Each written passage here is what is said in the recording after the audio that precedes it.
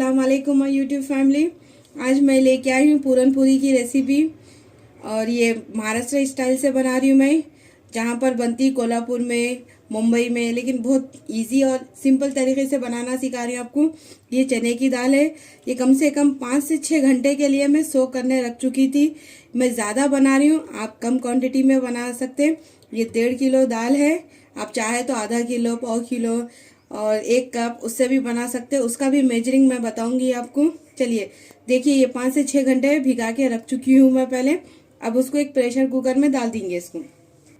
अब तकरीबन इसमें सिर्फ 1 ही कप पानी डालिए, ज़्यादा मत डालिए क्योंकि ये भिगी हुई है ऑलरेडी। देखिए अच्छी तरह से भिग चुकी है, ऐसा करने से ये टूट रही। कम से कम इसको गला लीजिए अच्छी तरह से, 5 से 6 सीटी में ये दाल गल जाएंगी। थोड़ा सा ऑयल डाल दीजिए, 1 चम्मच। थोड़ा सा ऑयल डाल के अब सीटी लगा दीजिए इसको। अब इसको ढक के 5 से 6 सीटी लगा दीजिए। मैं इसके साथ जो आमटी बनती वो नहीं बना रही क्योंकि मेरे बच्चे कोई भी नहीं खाते, किसी को पसंद नहीं है, सिर्फ दूध के साथ ही खाते उन लोग। चलिए 5 से 6 सीटी गलने के बाद मैं आपको प्रेशर निकाल के बताऊंगी किस तरह से फिर इसको बनाना है। ये 10 से 15 हरी इलायची है, जायफल का 1 टुकड़ा है, ये पूरा 1 साबित है। इसको दोनों को मिला के अच्छी तरह से पाउडर बना लीजिए।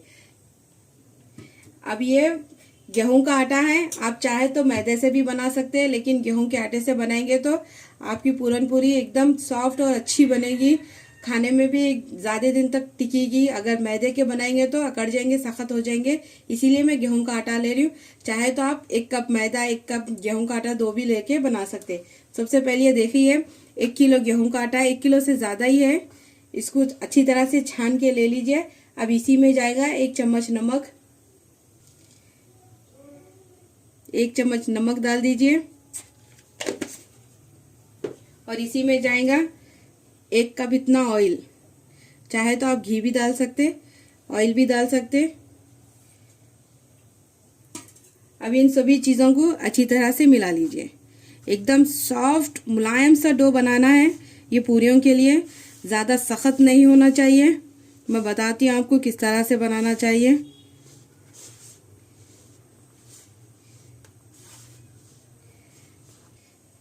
लीजिए ये अच्छी तरह से मिल चुका है। अब थोड़ा थोड़ा करके नॉर्मल पानी डाल दीजिए, ये गरम नहीं है, कुछ नहीं है, नॉर्मल है। डाल के एक अच्छी तरह से सॉफ्ट मुलायम डो बना लीजिए।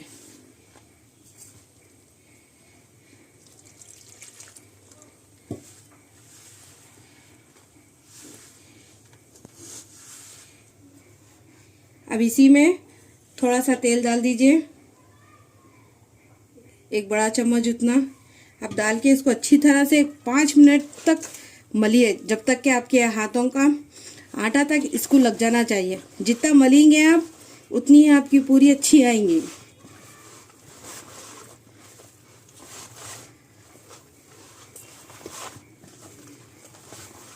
कम से कम इसमें आटे में थोड़ा तेल ज़्यादा ही डालिए, लास्ट में 1 कप के उतना।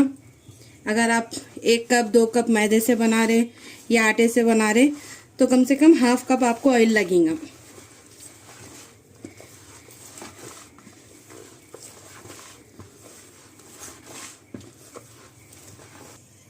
देखिए ये अच्छी तरह से मल के रेडी हो चुका है।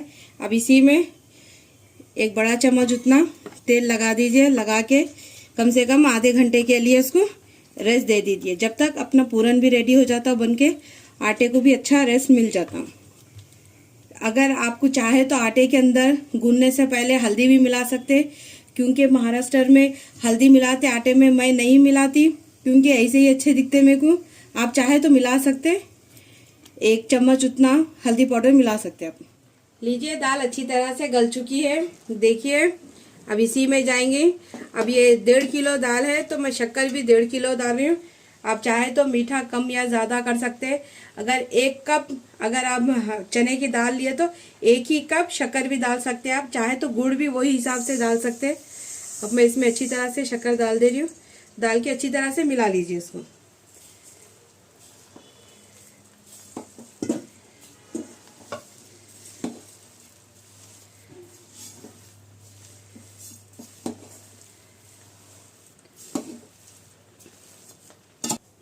ये इलायची पाउडर और जायफल का है, ये डाल दीजिए।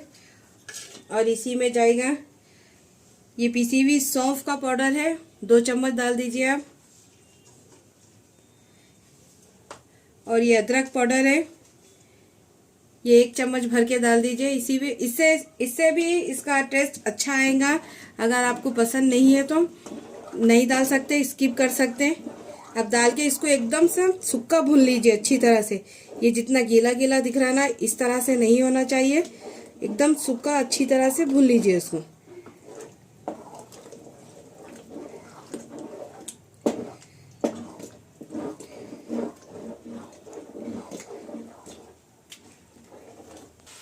देखिए ये अच्छी तरह से सूख चुका है। देखिए इस तरह से होना चाहिए, एकदम से थिक। देखिए अगर आपका ये पूरन पूरी का ये बैटर कम अगर पतला रहेगा तो पूरियां अच्छे नहीं बनेंगे। जब तक पूरन अच्छी तरह से सूखना चाहिए। अब ये अच्छी तरह से सूख चुका है। देखिए चम्मच हिलाते हिलाते मेरा खुद हाथ दर्द हो रहा। अब इसको चूल्हा ऑफ कर दीजिए। ऑफ करके इसको ठंडा करके ग्राइंड कर लीजिए। अगर आपके पास इसकी पीसने की मशीन है तो उसमें डाल के गरम गरम में पीस सकते हैं, नहीं तो मिक्सर जार लेके थोड़ा सा फिरा लीजिए इसको। ये दाल भी अच्छी तरह से गल जाएंगी, पीस जाएंगी, सॉरी। अब इसको ठंडा करके पीसने के बाद मैं बताऊंगी आपको। आटा भी अच्छी तरह से रेडी हो चुका है। इसको गूंद के मैं 5 मिनट के लिए अच्छा सा तेल लगा के मल ली हूँ। और साथ में पूरन भी रेडी हो चुका है, देख लीजिए आप। अच्छी तरह से इसको पीस लेके मैं रेडी कर ली हूँ। अब इसको किस तरह से बेलते वो बताऊंगी आपको मैं। लीजिए अब इसको बनाना सिखाती हूँ मैं। एक छोटी सी लोई लीजिए, ज़्यादा मत लीजिए।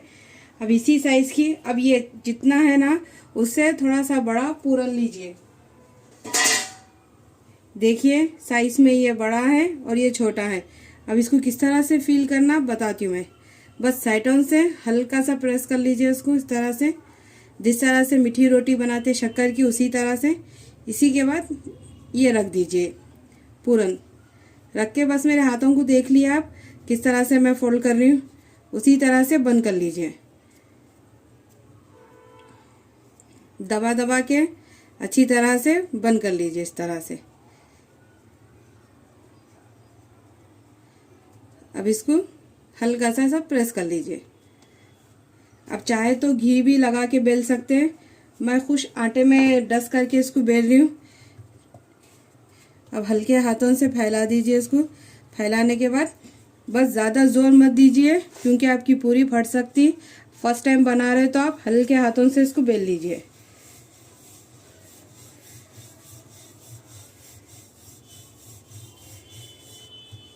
देखिए इस तरह से हल्के हाथों से उसको बेल लेके तवे पे डाल दीजिए। अब मैं एक साइड पे तवा भी गरम करने रख चुकी हूँ। अब इसी में चाहे तो आप घी से भी सेक सकते या तेल से भी। मैं थोड़ा सा तेल लगा रही हूँ तवे पे। इसके बाद इस रोटी को आहिस्ता से उठा के तवे पे डाल दीजिए। अब एक साइड इसको अच्छी तरह से सेकने दीजिए।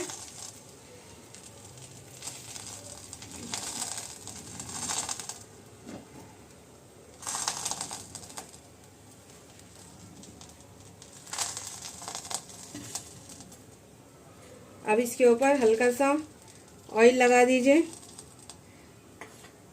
अब इसको आहिस्ता से पलट लीजिए।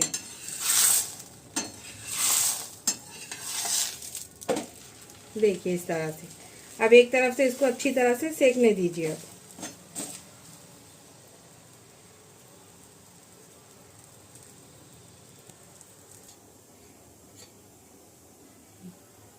अब थोड़ा सा इस पे तेल लगा दीजिए। लगा के इसको आप अलट पलट के अच्छी तरह से सेक लीजिए। देखिए ये इस तरह से अच्छी तरह से सेक चुकी है और ये अच्छी तरह से फूल के भी आ रही। देखिए आप, पूरन भी अच्छा है इसके अंदर। अब इस तरह से करके सारे पूरियां बना लीजिए। देखिए कहीं से भी फटी नहीं, मेरी पूरी अच्छी तरह से बन चुकी है। अब इसको अलट पलट के अच्छी तरह से सेक लीजिए। चाहे तो आप ज़्यादा भी डाल सकते, घी कम भी डाल सकते। मैं ज़्यादा नहीं, कम ही डाल रही हूँ, मीडियम।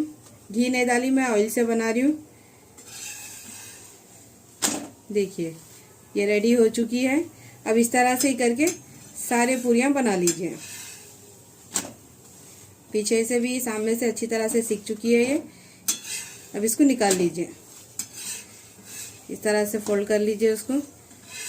अब इसको इस तरह से करके पूरे सारे पूरियां बना लीजिए।